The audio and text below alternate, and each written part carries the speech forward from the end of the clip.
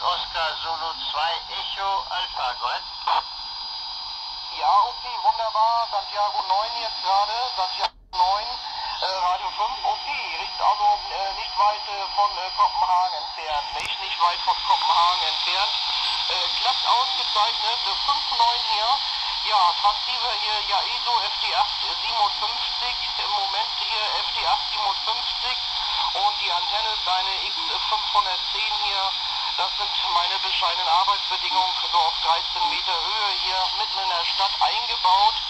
X510, 13 Meter Höhe, ja. Das ist meine Arbeitsbedingung.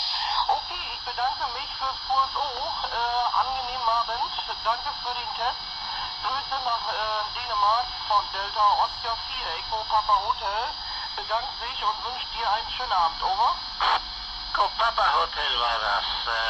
Delta Oscar 4 Echo Papa Hotel, okay? Du kommst nicht hundertprozentig rüber, aber der Umsetzer, das Relais liegt hier mit 5 und 8, 5 und 9, aber es gibt Störungen auf der Frequenz, aber ich habe so ungefähr mitbekommen, was deine Bedingungen sind. Ich liege hier in 40 Meter Höhe und habe nur einen Rundstrahler. Das ist im Boden so ungefähr, aber 40 Meter über Meeresspiegel. Ich wünsche dir noch einen schönen Abend und danke für die Verbindung. 73 und schönen Abend noch. Grüße an den Hintergrund, an der Familie, wenn es so eine gibt.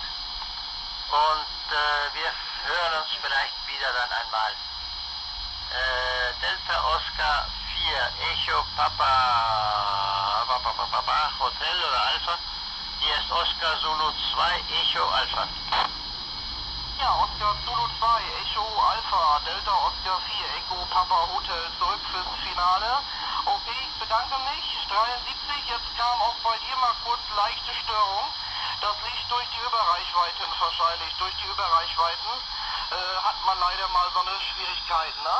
Okay, Herr Hofstein war richtig von mir. 73 auch an Ihre Familie und auf ein baldiges Wiederhören. Grüße hier aus Mecklenburg-Vorpommern.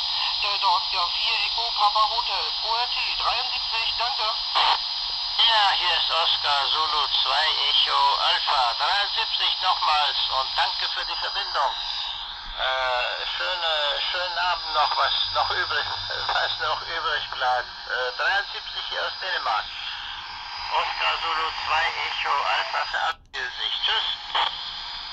Jo, servus, ciao.